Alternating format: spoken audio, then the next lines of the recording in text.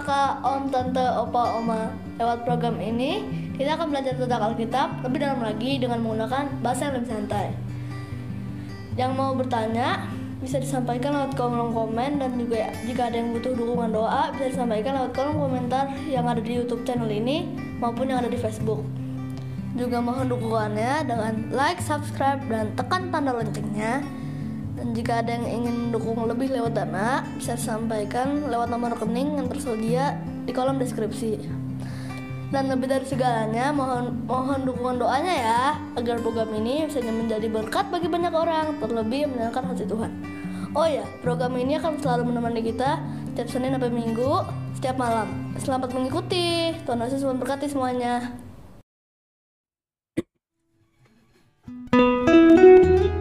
Ya, selamat malam semuanya. Dan kita ambil waktu sejenak untuk menyembah Tuhan, saudara.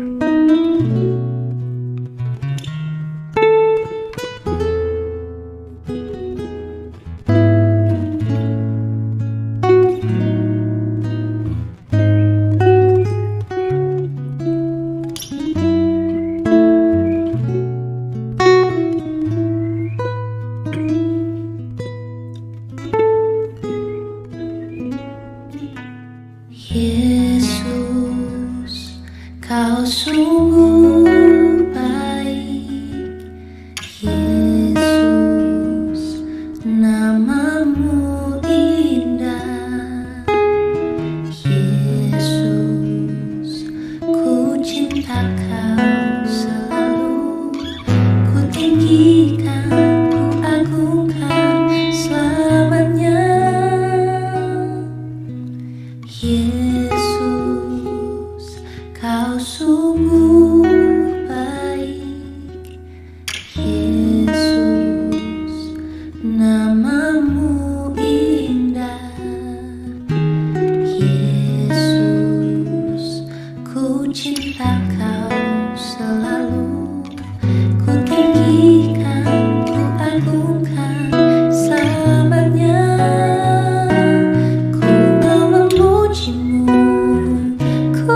selalu pujimu, ku mau menyembahmu, ku selalu sembahmu. Kau yang layak terima semua pujian, kemuliaan hanya bagi Tuhan.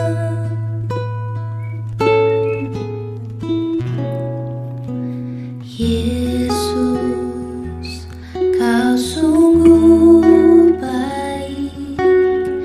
Yesus, namamu indah. Oh Yesus, ku cinta kau selalu, ku tinggikan, ku agungkan selamanya. Ku mau memujimu, ku selalu pujimu, ku mau menyembahmu, ku selalu sembahmu. Kau yang layak terima semua pujian, kemuliaan hanya bagi Tuhan. Semua kemuliaan dan keagungan tertuju padamu, Tuhan dan Rajaku. Segenap jiwa dan nafasku menyembah Yesus yang hidup.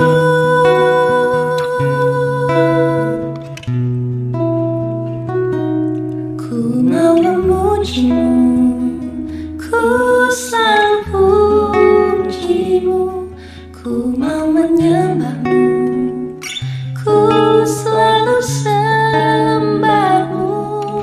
Kau yang layak terima semua pujian, kemuliaan hanya bagi Tuhan. Ku mau memujimu, ku selalu pujimu, ku mau menyembahmu, ku selalu sembahmu.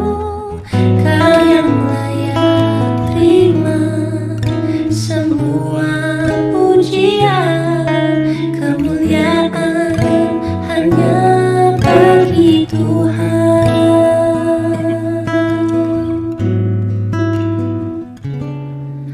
Kemuliaan hanya bagi Tuhan.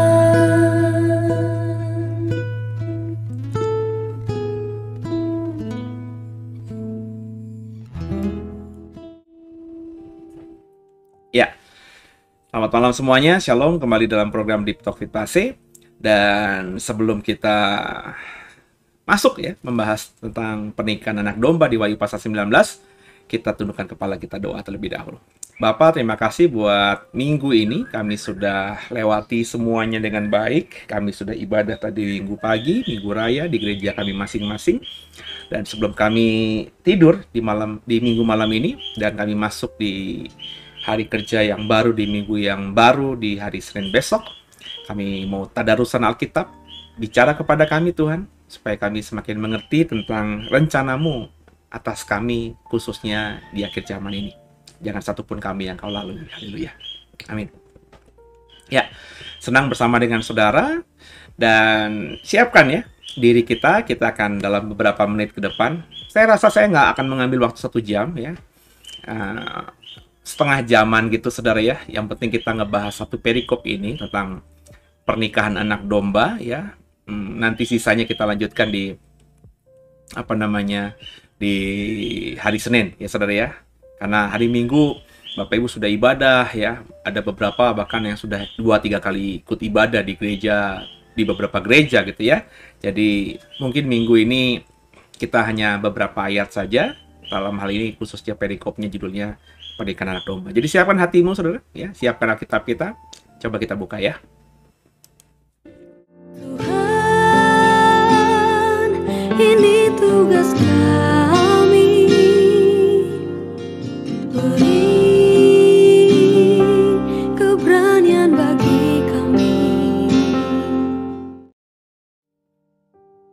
Ya, perjamuan kawin anak domba. Ya, sekali lagi ada terminologi anak domba di situ, ya.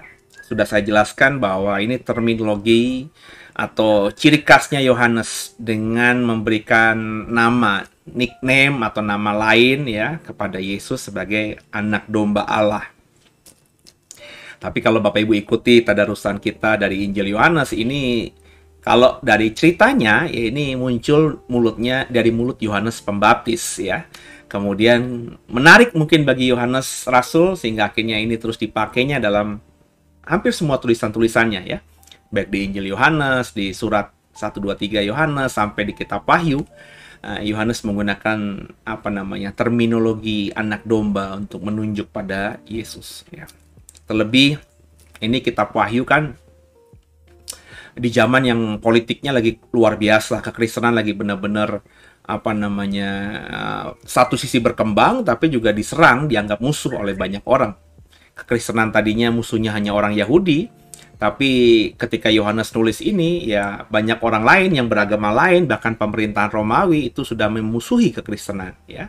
Sampai akhirnya nanti Tuhan tolong kekristenan sehingga bahkan pemerintahan Romawi yang berkuasa saat itu pun menjadikan Kristen sebagai agama resmi mereka nantinya gitu saudara ya. Yuk coba kita baca ayat yang ke-6.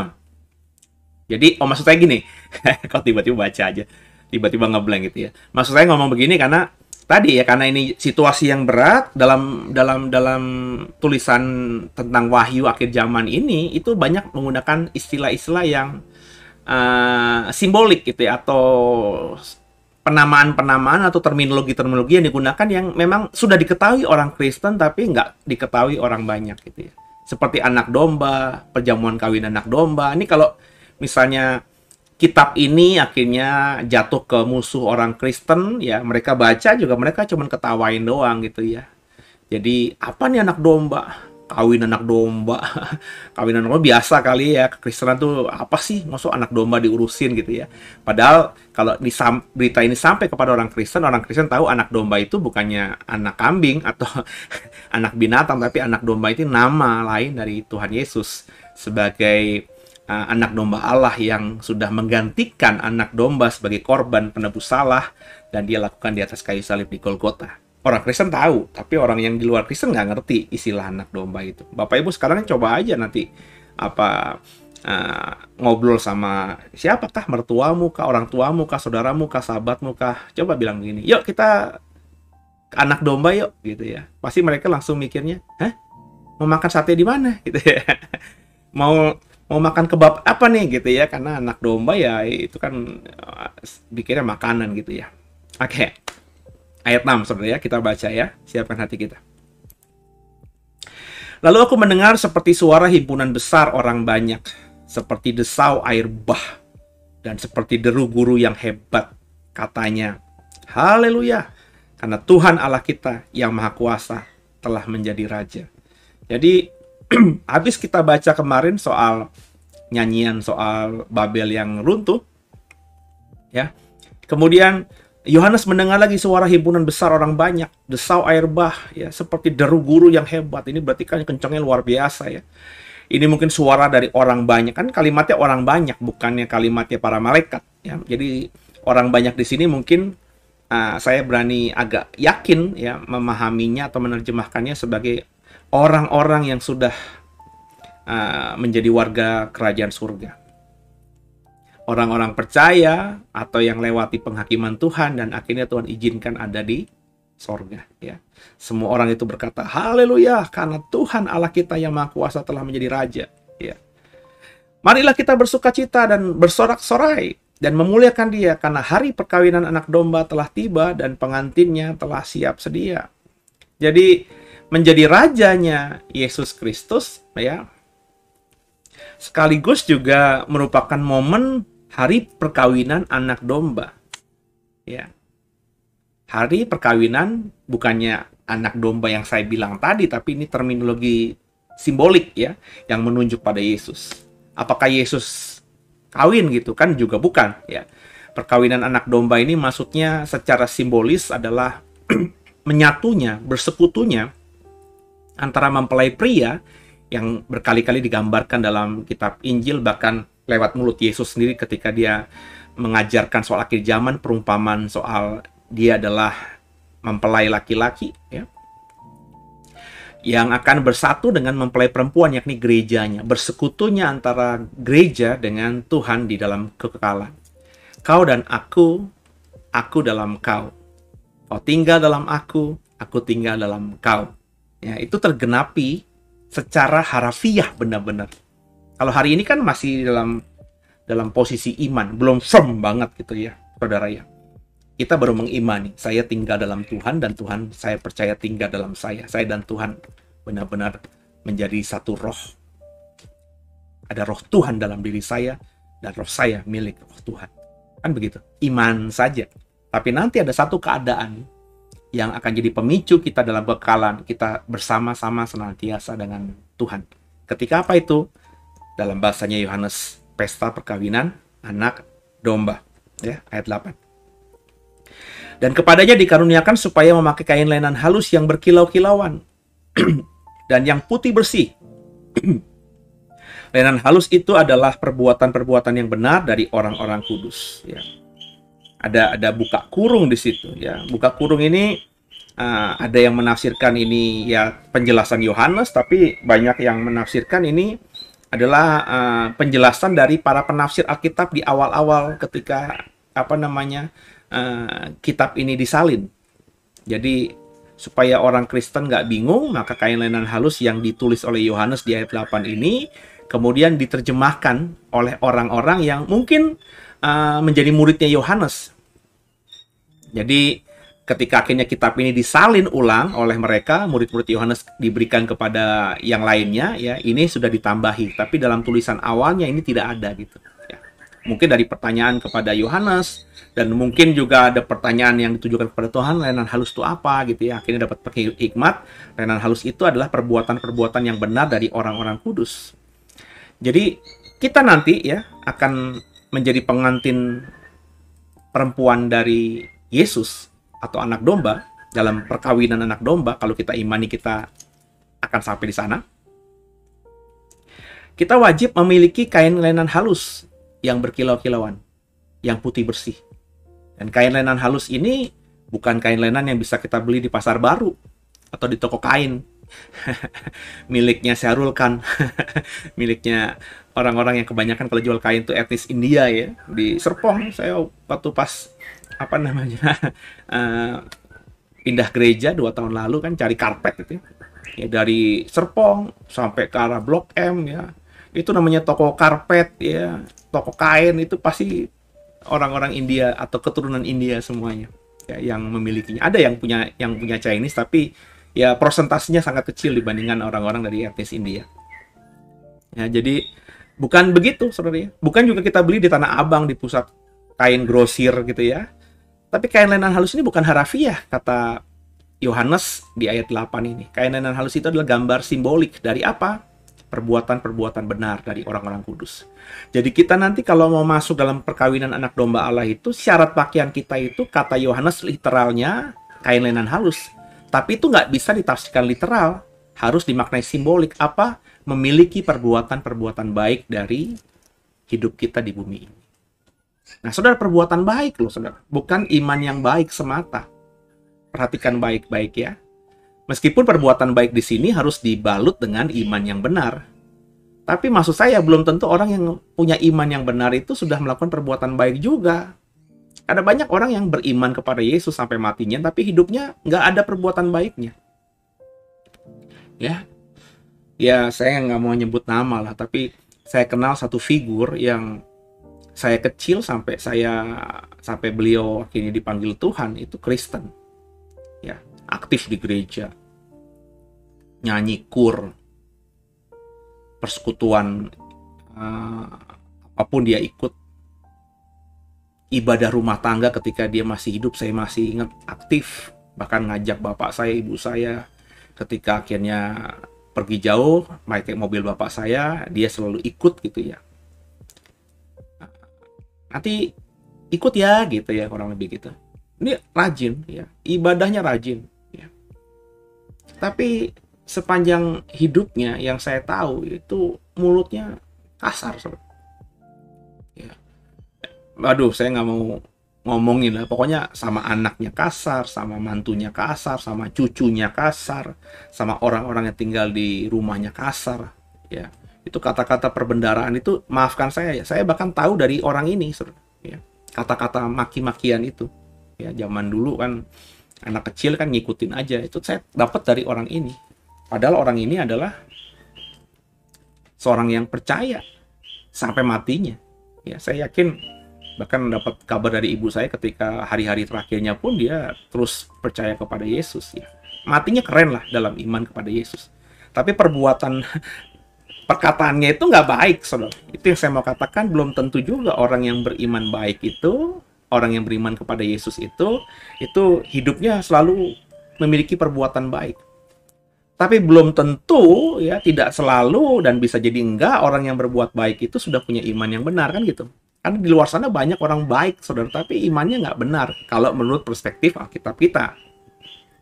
Kan gitu, ya. Sikapnya bagus, sama sesama manusia bagus, ya, sama pegawainya bagus, sama keluarganya bagus, sama sekitarnya bagus, kerabatnya bagus. Hidupnya pokoknya excellent lah, ya. Nggak ada celah lah, tapi tidak beriman kepada Yesus. Tapi ada banyak orang yang beriman kepada Yesus yang hidupnya nggak bagus. Korupsi jalan terus, punya simpenan jalan terus, jinah cabul jalan terus, ya, main perempuan jalan terus, ya, nggak jadi contoh buat anak-anaknya jalan terus. Tapi Kristen, aktif bahkan di gereja. Nah, saudara, orang seperti ini masuk nggak nanti?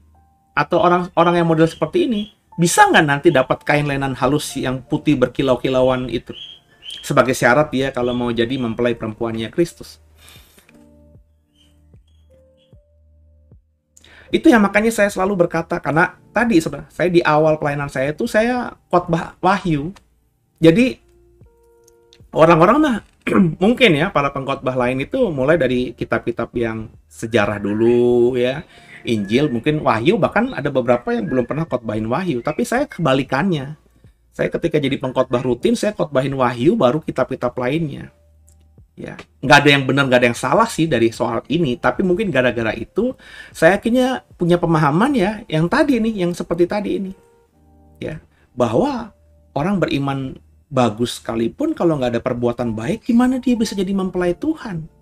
Karena syarat untuk menjadi mempelai Tuhan itu harus punya kain lenan halus yang berkilau-kilauan dan putih bersih. Problemnya itu nggak bisa dibeli meskipun kita punya simpanan uang triliunan di bank. Kain lenan itu adalah bahasa simbolik yang menurut Wahyu sendiri katakan adalah perbuatan baik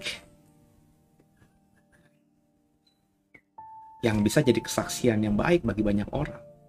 Perkataan yang baik, sikap yang baik, kelakuan yang baik, perbuatan yang baik, tatapan yang baik, panca indera yang baik, pelayanan yang baik, kan semuanya itu yang baik-baik itu, saudara. Itulah yang akan jadi pakaian kita nanti. Makanya kalau saudara selama ini berkata perbuatan baik itu nggak penting lah, yang penting pokoknya iman percaya kepada Tuhan. Emang kita selamat karena perbuatan baik? Oh iya benar, kita selamat karena iman. Tapi problemnya, saudara, penting juga kalau sudah punya iman yang benar itu mestinya kalau kita hidupi akan membuat hidup kita berubah jadi orang yang berbuat baik. Kan begitu, ya. Jadi kalau ada orang Kristen sampai akhir hidupnya istrinya banyak, main perempuan terus, ya, utang di mana-mana, bohong terus, ini perbuatan baiknya nggak ada, ya. Lagi mana jadi mempelai perempuan, ya. Terus pertanyaannya muncul kalau gitu, ya, kalau dia tetap beriman kepada Tuhan, Pak, tapi nggak punya perbuatan baik, berarti kan dia nggak bisa beli baju. Apakah dia nggak masuk dalam perkawinan anak domba? Atau hanya di luar saja dia? Dia tetap masuk surga tapi jadi penonton doang. Nah itu, kalau hal-hal itu ditanyakan kepada saya, meskipun itu pertanyaan yang menarik dan bagus, ya, ya sulit untuk kita menjawabnya, saudara. Ya, saya bisa menjawabnya tapi tidak firm begitu. Kenapa? Karena ya ayat-ayat pendukungnya tidak cukup kuat. Ya. Tapi yang pastinya, yang jadi pengantinnya Kristus nanti adalah yang memakai kain lenan halus putih berkilau-kilauan. Dan itu perbuatan baik. Perbuatan baiklah yang membuat kita bisa punya pakaian seperti itu, saudara. Ya, lanjut, ayat 9. Lalu ia berkata kepadaku, tuliskanlah, berbahagialah mereka yang diundang ke perjamuan kawin anak domba. katakan lagi kepadaku, perkataan ini adalah benar, perkataan-perkataan dari Allah, ya. Jadi ada perkawinan anak domba, ya. Dan berbahagialah mereka yang diundang ke perjamuan kawin anak domba. Berarti yang diundang dalam perjamuan kawin anak domba kan bukan mempelai yang menikah, tamu undangan. Ya. Ya. Ini juga saya pernah mendengarkan penafsiran, berarti orang-orang Kristen ya jadi tamu undangan dalam perkawinan anak domba. Ya. Berbahagia memang, diberkatilah mereka yang masuk ke perjamuan kawin anak domba, diundang ke perjamuan kawin anak domba. Tapi kalau mau ngomong kan dalam pesta perkawinan yang biasa saja, yang normal-normal saja, meskipun kita berbahagia karena kita punya teman, saudara, kerabat yang menikah, tapi yang paling bahagia kan si mempelainya. Bahkan orang tua mungkin boleh berbahagia karena anaknya akhirnya menikah, punya mantu yang cantik, yang ganteng, yang kaya, dan lain sebagainya di pelaminan itu. Tapi kan yang paling berbahagia yang menikah, saudara. Ya mungkin saja penafsiran itu benar berdasarkan ayat-ayat ini. Pertanyaannya, kalau itu penafsirannya benar, saudara mau jadi tamu yang diundang, meskipun dikatakan berbahagia, diberkati, makarios di situ, ya. Tapi saudara memilih jadi tamu doang atau jadi mempelai perempuannya Kristus? Kalau mempelai perempuannya Kristus kan nggak perlu diundang, saudara. Ya tahu dong pernikahannya kapan, ya. Karena sang mempelai pria pasti udah ngasih tahu, yang kita nikah tanggal segini ya, siap-siap ya. Ya kan? Dia sambil mempersiapkan perkawinannya, dia berbunga-bunga gitu ya. Aduh, akhirnya gue ada nikahin dan lain sebagainya. Nah, saudara mau jadi apa nih? Ya, berdasarkan dua terminologi tadi, mempelai pengantin perempuan atau tamu undangan. Itu kalau tafsirannya tadi, saudara. Ya, kalau itu tafsirannya benar, saya tentu pengennya jadi mempelai ya. Ngapain jadi tamu doang? Tamu doang paling kenyang doang yang buat saya bahagia, ya nggak sih? Kalau kita ke perkawinan orang kan kita senangnya kan searching, ya. Oh, di sana ada martabak, oh di sini ada somai, oh di situ ada rujak pengantinnya enak, oh di situ ada kambing gulingnya banyak. Ya paling kita nikmatin satu piring kecil, somainya enak, ya wow kita berbahagia, ya mungkin pulang ke rumah masih ngobrol-ngobrol, tadi pestanya itu keren banget ya, makanannya enak, tapi habis tidur malam besok paginya udah lupa. Kalaupun masih ngomongin perkawinan teman kita kemarin, saudara kita kemarin hebat, ya cuman sekedar terucap aja, nggak exciting seperti semalam. Seminggu berikutnya tinggal kalau teman kita bilang, ini foto kawin kemarin loh, oh iya keren ya, pestanya keren banget, tinggal cuma ngomongan gitu. Bulan depan udah nggak ingat lagi, tahun depan udah nggak ingat lagi. Kenapa? Kita kan diundang lagi oleh orang-orang lain. Pikiran kita ke kambing guling yang baru dan kambing guling yang lainnya. Tapi sang pengantin akan terus ingat itu. Ceritanya, menikahnya gimana, di gedungnya gimana, problem penantian menuju pernikahan gimana, itu akan terus teringat sampai dia mati. Karena dia yang melakukannya, dan itu hidupnya dia. Itu sejarah tintanya dituliskan dalam kehidupan dirinya. Nah, saudara, saya kepengen jadi mempelai perempuannya Kristus. Are you? Ya, lanjut ayat yang ke-10. Maka tersungkurlah aku di depan kakinya untuk menyembah dia. Tapi ia berkata kepadaku, janganlah berbuat demikian, aku adalah hamba, sama dengan engkau dan saudara-saudaramu yang memiliki kesaksian Yesus. Sembahlah Allah, karena kesaksian Yesus adalah roh nubuat.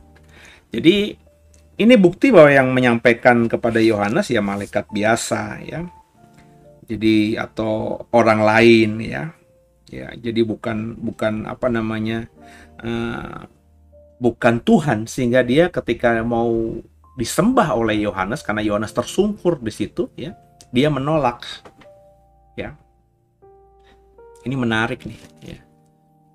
Jadi penghormatan berlebihan itu ditolak oleh yang saya percaya di ayat 19, di pasal 19 ini, yang bicara kepada Yohanes adalah malaikat atau suara orang banyak itu, salah satu dari mereka, penghuni surga.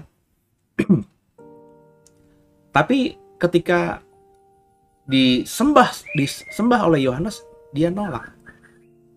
Sembahlah Yesus, Allah, bukan aku. Sebab aku dan kau sama-sama orang percaya yang memiliki kesaksian Yesus. Ya, tapi saya herannya banyak kita itu sering diperlakukan atau senang diperlakukan dengan gimana gitu sama orang-orang lain. Sebagai bos kita senang kalau ada anak buah kita yang ngejilat kita. Sebagai seorang yang lebih unggul, kita senang dipuja-puji karena keberhasilan kita oleh orang lain. Ya. Sebagai pendeta, sebagai pengkhotbah, sebagai hamba Tuhan, kita seneng banget gitu loh, ya. Kalau orang ngejar-ngejar kita, kalau kita khotbah di mana-mana. Ya, jujur aja kalau kita khotbah terus jemaatnya banyak, seneng, saudara. Tapi jujur, mestinya kita kalau tadi saya bilang, saya bersyukurnya tuh saya baca Wahyu dulu gitu loh. Ya. Jadi apa yang tertulis di Wahyu itu terekam di dalam otak saya sehingga saya berusaha hidupi dalam pelayanan saya. Ya. Dulu ada bukan satu keluarga, ada beberapa keluarga sebenarnya yang kalau saya khotbah di waktu masih di gereja lama yang banyak cabangnya itu ya, selalu ada. Jadi saya kalau di Serpong emang tinggal mereka di Serpong dengan saya gitu ya, pasti ada di salah satu cabang itu. Tapi menariknya, ketika saya pelayanan di Bekasi, saya nggak di Serpong, mereka ketemu sama saya di Bekasi. Saya di Cibubur, ketemu dengan saya di Cibubur. Bahkan pernah saya ke Bandung, mereka juga ke Bandung, saudara. Ketika saya tanya, loh, kok di sini?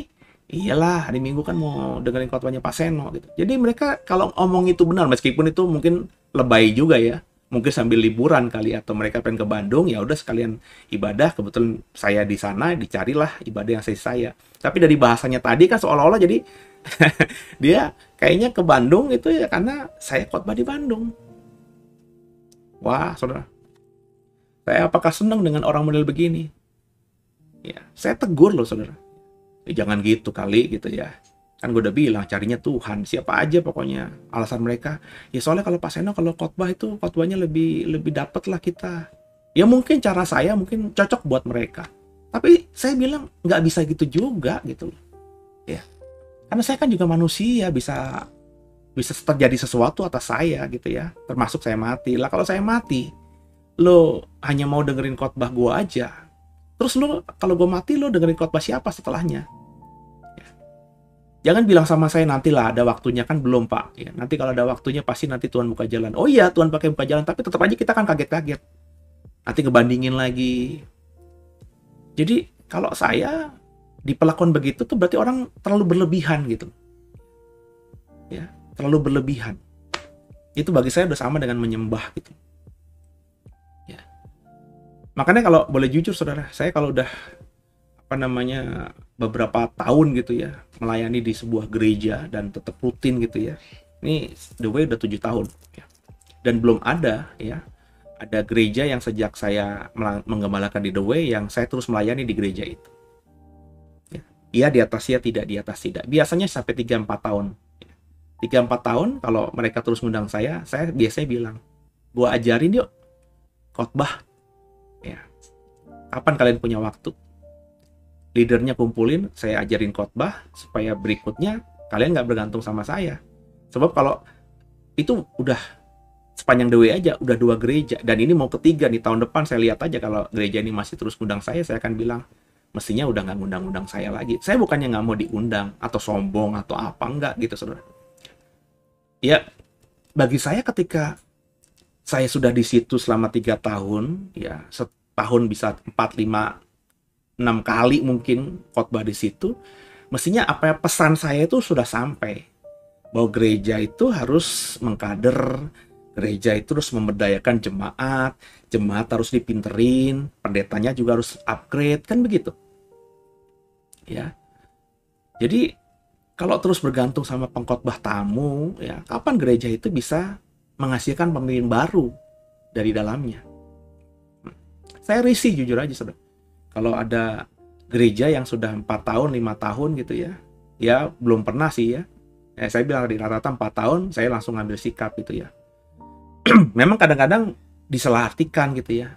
Kayak ada beberapa persekutuan doa juga begitu, saudara.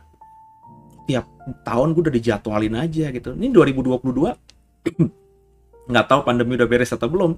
Beberapa persekutuan doa yang selama setahun 2 tahun ini tetap mengundang saya, tapi hanya via Zoom aja atau via rekaman ya. Nggak banyak gitu ya.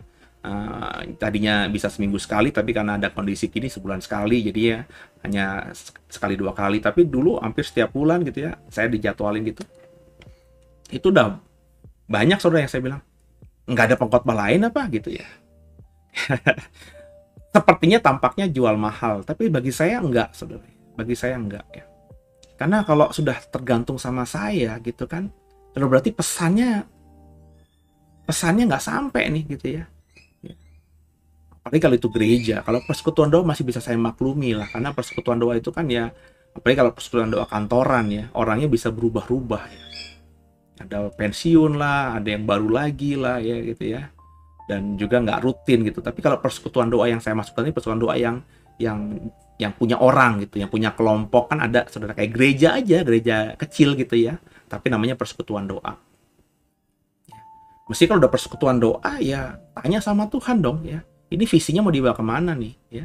Hanya sekedar kumpul-kumpul doang atau langsung mau bikin gereja gitu kan begitu ya.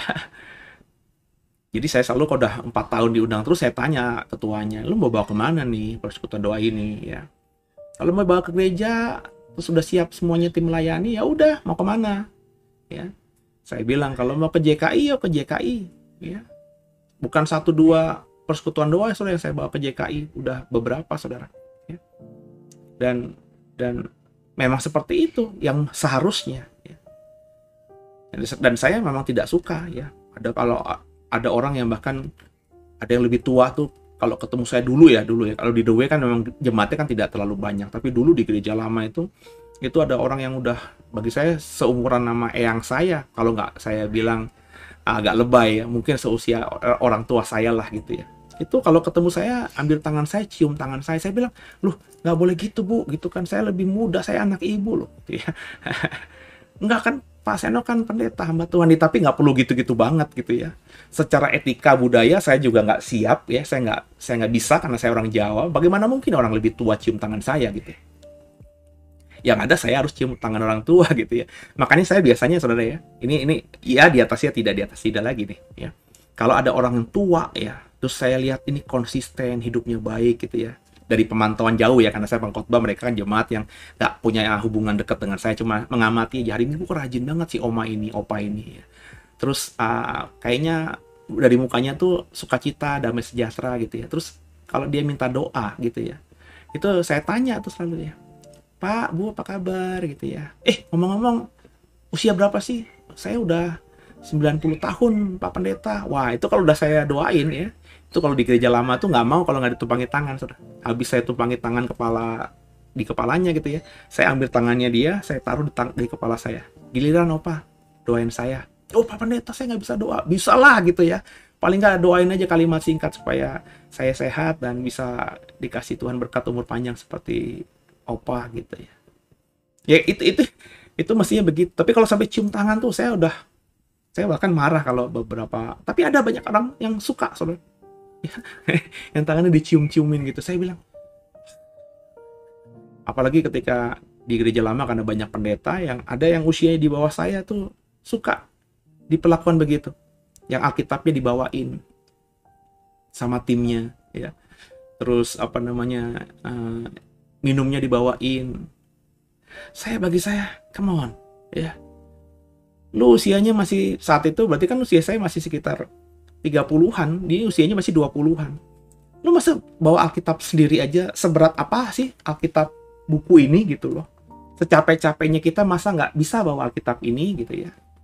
Terus sampai dikondisikan, dibawakan, kalau mungkin sekali-kali ya karena dia buru-buru ya, terus takut jatuh, terus supaya dia larinya ini, tolong bawain Alkitab gue ya gitu ya. Mungkin oke lah gitu ya. Tapi saya perhatikan setiap dia mau naik mimbar gitu ya, ya kok dibawain Alkitabnya. Ya, karena di zaman gereja lama kan kadang-kadang saya khotbah ya, terus sesi apa namanya, sebelumnya belum selesai gitu ya, saya nunggu dulu, jadi selesai ya saya lihat ya Alkitab dibawain, atau sebaliknya gitu ya, saya karena jadwalnya terlambat saya turun mimbar, yang pendeta sebelumnya yang sudah jadwal sesi berikutnya udah nunggu gitu ya. Kok kelakuan begini ya. Saya pernah punya tim, ya. Kalau Bapak Ibu tahu Pak Bimo, pendeta Bimo, itu salah satu tim saya dulu waktu saya jadi pendeta di gereja lama. Boleh tanya sama dia, japri aja dia. Pernah nggak saya minta dibawain Alkitab saya? Pernah nggak saya minta diperlakukan gimana gitu? Enggak, saudara. Ya, saya bahkan termasuk yang risih gitu. Ya, tadinya cuma punya satu orang yang bantuin saya gitu, karena dia yang, Pak saya sopirin ya Pak. Nggak usah lah, saya bisa. Nggak apa-apa. Jadi Pak pendeta nanti bisa tidur gitu kan. Ya, kira ada orang yang mau bantuin saya melayani, ya nemenin saya pelayanan sekaligus juga nyopirin mobil. Terus akhirnya nambah 2, seingat saya dengan Pak Bimo ada 3 atau 4 gitu, sama saya 5. Itu saya risihnya minta ampun, saudara. Ya. Karena saya masih muda saat itu. Masih 30-an. Dan yang menariknya cuma Bimo doang. Pak Bimo doang yang usianya di bawah saya 2 tahun. Yang lainnya semuanya usianya di atas saya. Dan saya dilayani oleh orang-orang di atas saya usianya. Itu susah banget. Susah gimana ya namanya? Bisa terima gitu ya. Ya. Saya tahu hati mereka baik mau melayani saya. Berarti kan mereka melayani pendeta yang usia lebih muda dengan tulus, kan berarti kan mereka karakternya bagus. Tapi sayangnya ya nggak bisa, saudara. Ya, sama ya, akhirnya saya bergumul gitu kan ya, ketika ada kesempatan gitu ya, Pak Bimo saya minta untuk pelayanan ke tempat lain gitu ya. Terus juga beberapa yang lain juga saya arahkan ke tempat lain gitu ya. Dan saya kembali sendirian. Dan itu sebelum saya dikeluarkan dari gereja lama, saya sendirian ada kali 2 tahunan ya. Dan saya jujur aja, saya lebih senang sendirian, karena pertama saya jadi nggak risih ya, dipegangin, dibawain mobil, disupirin gitu, kayak apaan aja gitu. Aku masih bisa kok naik mobil sendiri ya. Kalaupun ribet gitu ya, kalau saya misalnya terlambat gitu ya, gereja cabang tertentunya di mall gitu ya, saya pasti telepon sama pekerjanya. Gue udah terlambat, saya udah terlambat. Oh iya Pak, gimana Pak? Cepat tunggu di lobi ya, gitu kan. Nanti pokoknya bawa kunci saya, parkirin gitu. Sesederhana itu. Jadi minta tolong sama pekerja setempat yang bisa bawa mobil. Saya turun di lobi mall atau di lobi rukonya gitu ya. Terus saya cepat-cepat naik dan mobil diparkirin. Nanti tinggal kalau sudah selesai ya, saya diarahkan mobil diparkir di mana tadi, saya ambil. Nah tadi saudara, jadi di surga itu orang yang sudah kudus di surga saja, jadi penghuni surga saja tidak mau disembah oleh manusia biasa, dalam hal ini Yohanes. Jadi terlebih kita sesama manusia yang masih hidup di bumi, ya. Gak usah lah gitu sebenarnya. Jangan jadi apa ya saudara namanya ya. Jangan mencobai juga. Kadang banyak jemaat juga yang meskipun tulus gitu ya, tapi secara nggak langsung dia membuat si hamba Tuhan ini jadi sombong gitu.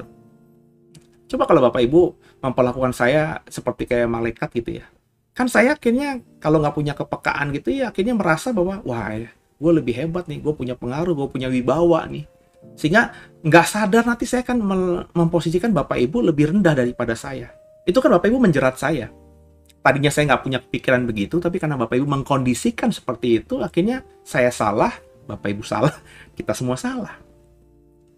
Saya bilang pendeta atau hamba Tuhan itu, atau pendeta atau pengkhotbah itu kan cuma calling aja yang dihidupi. Tapi semua kita adalah hamba Tuhan. Ya. Kita melayani Tuhan yang sama, tapi bekerja sesuai dengan perintah yang Dia berikan kepada kita. Nah, perintah Tuhan, panggilan Tuhan buat saya jadi pengkhotbah. Sekarang jadi pendeta, jadi gembala jemaat tertentu, dalam hal ini The Way. Kan Bapak Ibu berbeda. Bapak Ibu adalah hamba Tuhan yang dipanggil Tuhan, dikasih kerjaan sebagai manusia di bumi untuk jadi dokter, jadi punya usaha warung, ya, jadi pegawai, ibu rumah tangga. Nah, masing-masing kita tapi hamba Tuhan.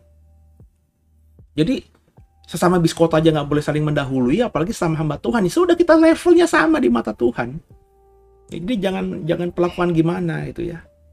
Jangan, itu makanya saya juga dalam kondisi itu, makanya ya tadi berkali-kali saya bilang itu mungkin secara nggak sadar, saya baru ingat mungkin itu dikondisikan, pemahaman saya yang seperti ini tuh dipahami dari saya pertama kali jadi pengkhotbah itu ngebahas kitab Wahyu.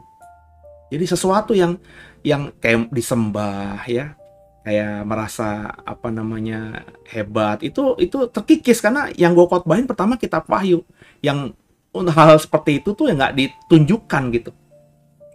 Ya, coba kalau saya khotbahnya hakim-hakim, khotbah yang awal itu misalnya raja-raja ya, di mana raja dan hakim dan juga nabi-nabi itu diperlakukan luar biasa oleh umat, akhirnya saya mungkin akan jadi hamba Tuhan yang melayani Tuhan tapi dengan tadi yang menerima penghormatan agak berlebihan dan dianggap itu hal yang biasa. Tapi karena saya khotbahin Wahyu ya, jadi hal-hal itu nggak ini. Makanya saya agak jengah kalau ngelihat ada hamba Tuhan itu ya nanti pokoknya jangan pergi sebelum gue doain ya. Nanti gue datang ke rumah lo, gue doain ya. Ya, pokoknya kalau gue belum doain jangan melangkah dulu. Saya bilang siapa dia gitu loh. Kenapa orang nggak boleh melangkah dulu tanpa dia sebelum dia berdoa gitu? Emang orang itu nggak bisa berdoa? Ya. Jadi belajar jadi orang yang menyikapi hidup dan iman dengan benar, saudara. Makanya di The Way, maafkan saya, kayak tadi pagi ada ibadah Tower of Prayer ya, ini udah 2 minggu nih saya diemin aja, saya tinggalin gitu, jalan sendiri mereka ya, dalam arti saya nggak muncul di Zoom. Ini Komsel juga ada hampir 2 minggu nih, nanti sebentar malam saya pikir saya nggak nongol, udah biarin aja lah, jalan aja ya, udahlah jalan, sekali-kali nanti saya akan nongol ya, mungkin nongolnya ya bawa firman gitu ya, tapi kalau untuk yang ini udah jalan aja sendiri. Nanti kalau misalnya tiba-tiba, Pak Seno, gembala nggak pernah muncul, ya udah kita bikin gereja baru aja, ya silahkan gitu.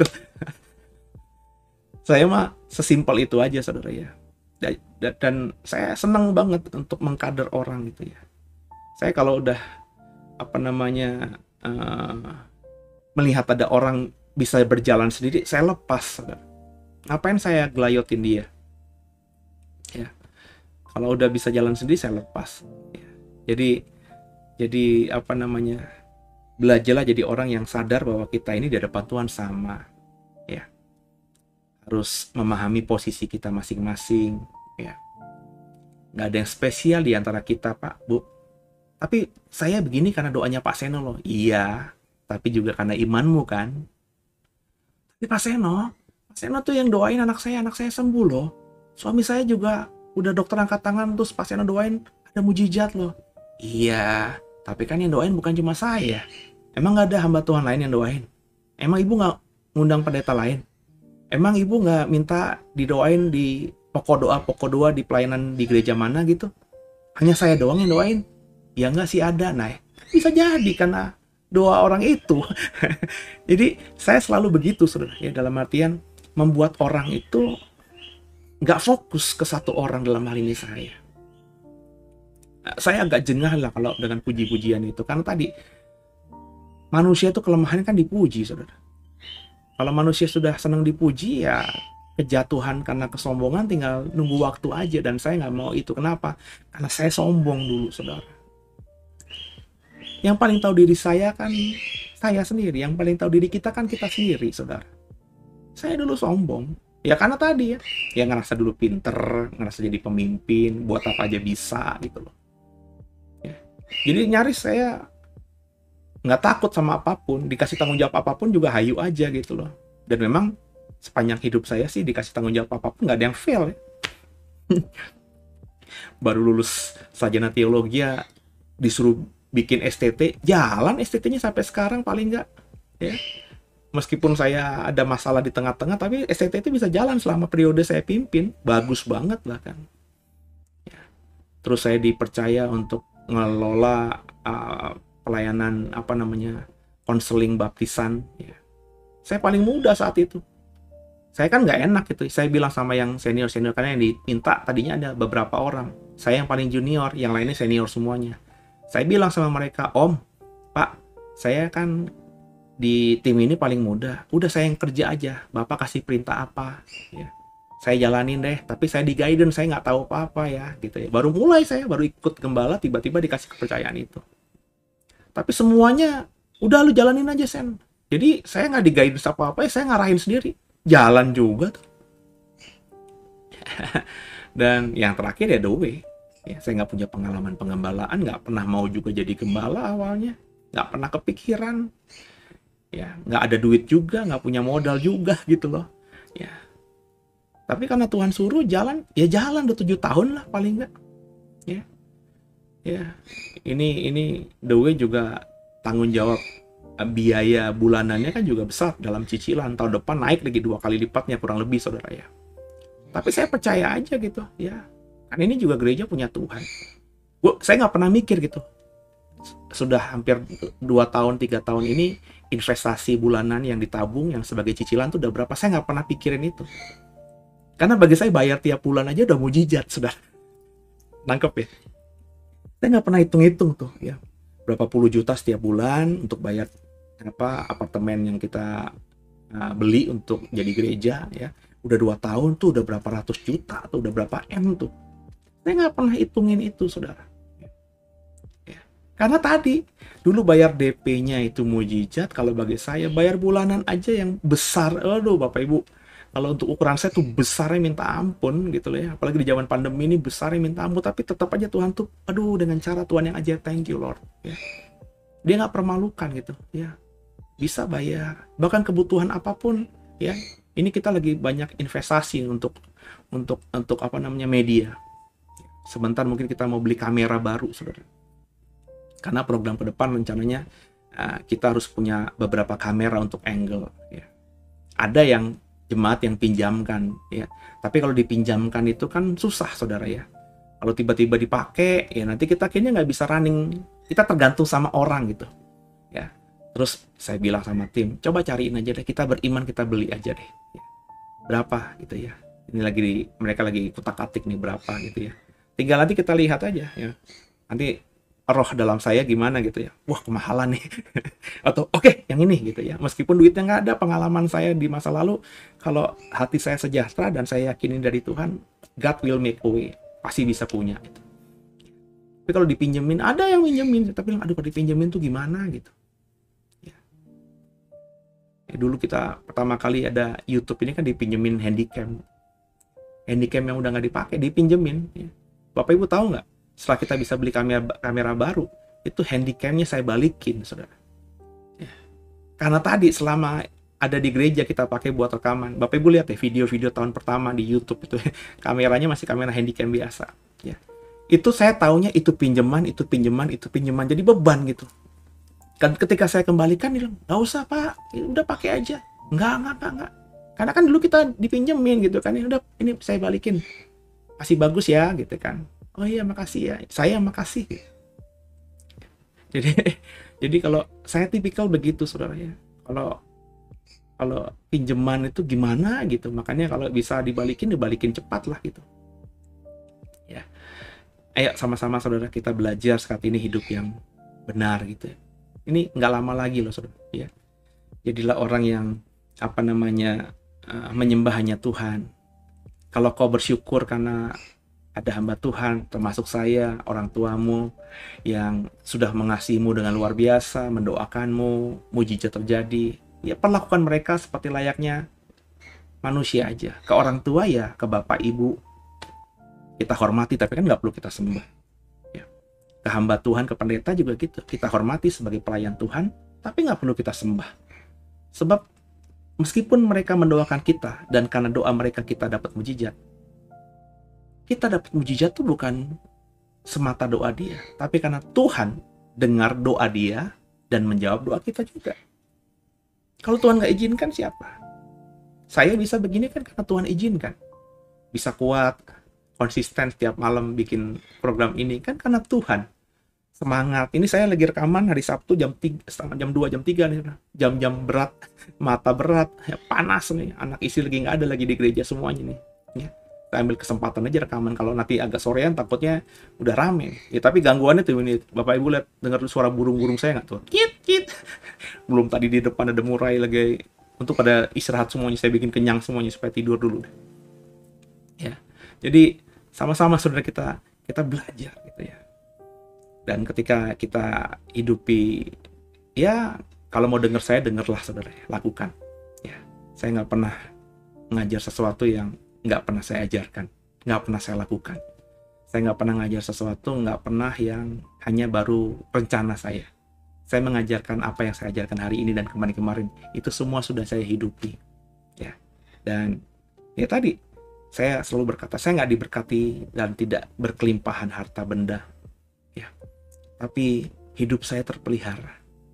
Pelayanan saya terpelihara. The way terpelihara. Lebih senang diberkati berlimpah atau terpelihara?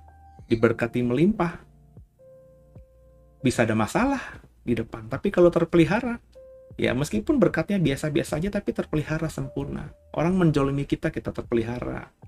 Orang niat jahat, terpelihara. Kita benar-benar ada dalam naungan pakan sayapnya Tuhan. Haleluya. Pujilah nama Tuhan. Sungguh banggaku punya Bapa sepertimu, yang tak pernah meninggalkanku.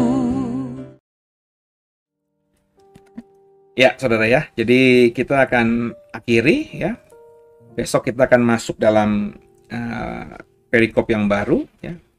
Binatang dikalahkan ya.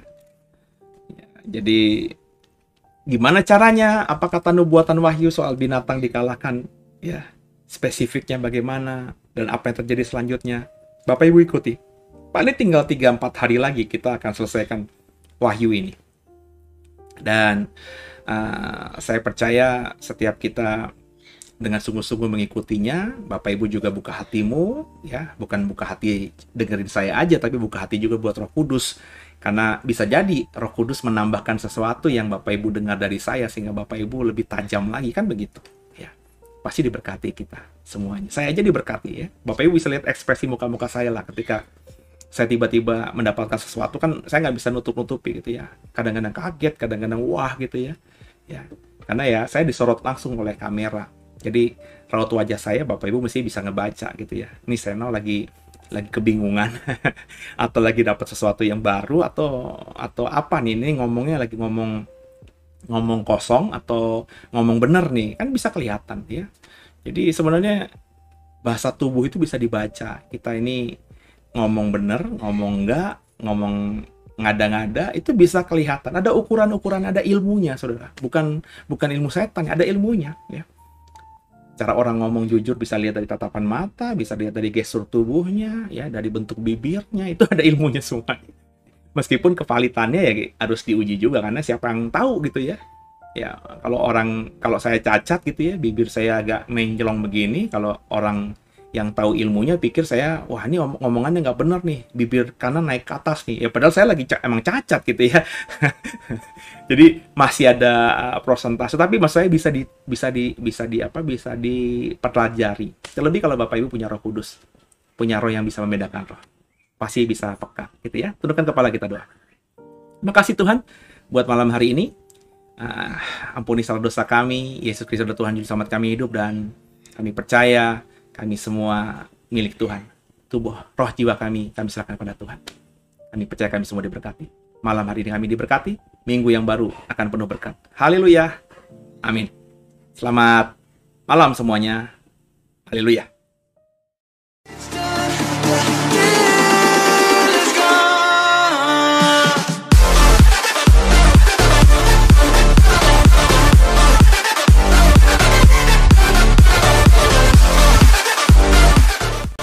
Bapak Ibu yang merasa diberkati dan ingin memberkati kami lebih lewat dana, dapat disalurkan melalui scan barcode berikut ini atau ditransfer melalui rekening yang ada di layar Bapak Ibu Saudara.